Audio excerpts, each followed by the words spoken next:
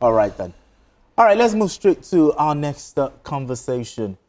In the face of daunting security challenges, we must never lose sight of our commitment and ability as a country to surmount them. The Governor of Borno State, Professor Babagana Zulum, has reiterated the state government's commitment to supporting the Nigerian military and other security agencies in the war against Boko Haram insurgency. But Governor Zulum expressed the need for coordinated action between the military, the police and local authorities in order to address the persistent threat of Boko Haram insurgents in the state. He said his government is not ignoring the sacrifices made by the Nigerian military, the police, the Department of State Services and other agencies in securing the state.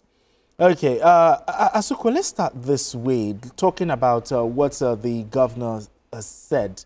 The governor is saying that he's reaffirming support for security forces in the state. Now, how significant is this assurance by Governor Zulum in the fight against, remember he said something, I think a few days ago, saying that Boko Haram is gaining ground here.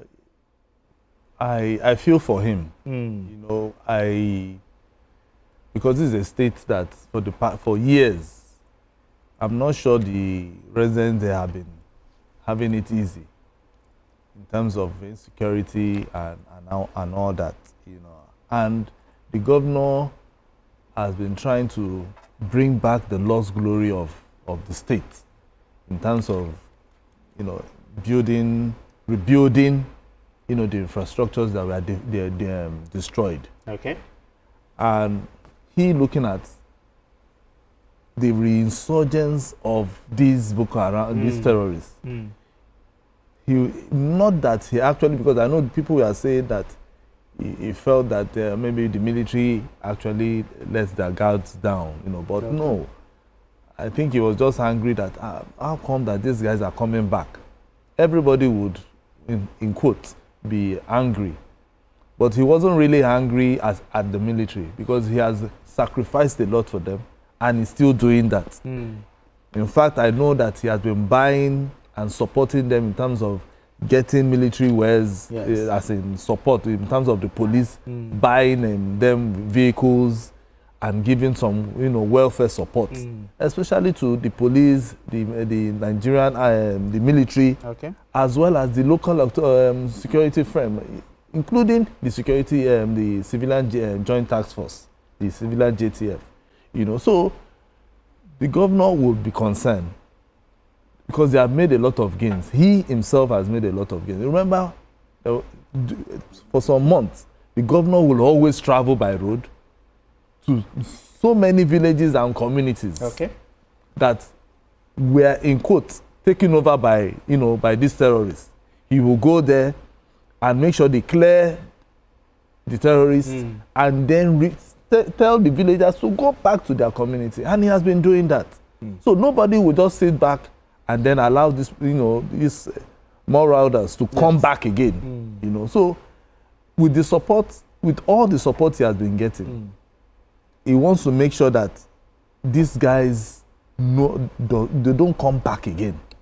And I think it makes a lot of sense, you know, for him to give the support, all the support that is required to the military, to the police, and also the local authorities, so that they met.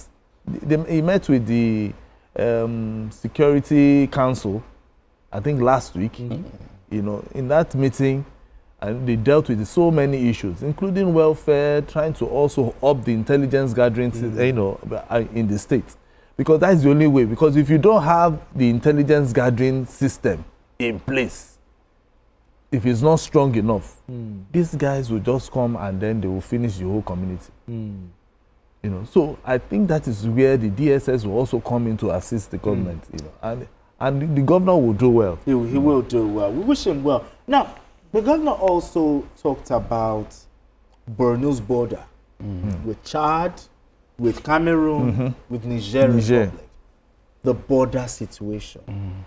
Our porous borders. What should the government be doing as a matter of urgency? At that point, it goes beyond the governor. Yeah, and I understand where the government is going. Though, you know, at the end of the day, you still come out to say, okay, we support the military, But I think he was right in what he said. It's just a cry for help. When Zulum took over as governor of Borno State, he was doing practically everything himself. He was going to dangerous zones himself with the security, an attempt to have made in his life, like twice that I can recall. So, of course, you know, if it's you and you're that kind of person, you want to take, you're a field person, you don't like sitting in the office, like, this thing, we can actually do it. So let me go to the field with them and see what the challenges are. He did, but I think maybe the military were not giving him that full support he was expecting. Because I understand where he's coming from. That's not, when I read the report, I was like, that can't be Zulu.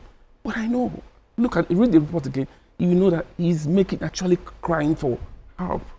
And then he needs the military. Or maybe we are distracted by other military of course, yeah, I know. But he needs to.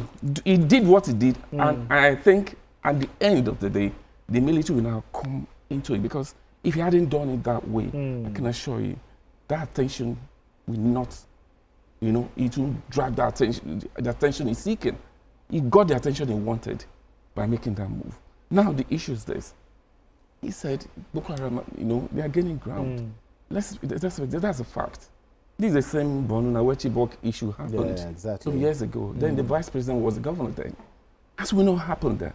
So we can't sit down here, what you think he has achieved, then suddenly you say people are occupying, they started taking place again, occupying villages and communities. He needed to cry for help. Because that's gone beyond him. So he need the military, he need all the arms of government at this point to help. So, and I believe, and I want to believe true, I want to believe that truly the message has been sent and the people the message was intended for have gotten the message and they are going to act on it. We need safety, and the governor of the state, who is the chief security officer of the state, is crying for help. The military, they've been doing their best. You cannot, because it's not easy too. When you see people from nowhere, when you think you started it from nowhere. So I think we hear, need to change they've been technically defeated. Several years. There are still some remnants, and now these remnants have now regrouped. We hear of kinetic, we hear of non-kinetic, but what the people don't really care about all of that. All they care about is safety. Safety, and these people should be ended up to the last man. Exactly. How do we get that done? Yeah, well, you know, this is not a conventional war. Yeah, it is an asymmetric war. You know, so at this point, we're supposed to have, you know, by now, we should have been saying that like 10 years. Yes, for the past 10 years. But the thing is, it's not easy, because anything that is ideological is in, you know, because the thing is, it starts with a grandfather, after grandfather, father, from father, it gets to the son. You understand? And don't forget, these terrorists, once they get an enclave, what they do is they look for our women, they make sure that they start having offsprings who will take over from them.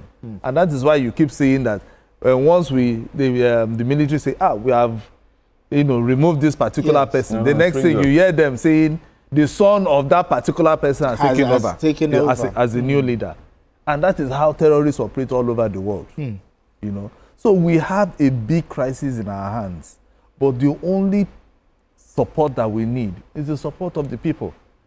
In terms of getting, anytime you see anything strange or anybody that is strange in your community, there's nothing stopping you from passing it to the right authorities. But just like somebody called this afternoon, do people even trust the institution? There's poverty in those areas, illiteracy. You understand? And when these terrorists come with money and they give you understand? How do you now take your life? So government must find a way to reassure Nigerians that anytime they see anybody, like this thing that they say, see and tell.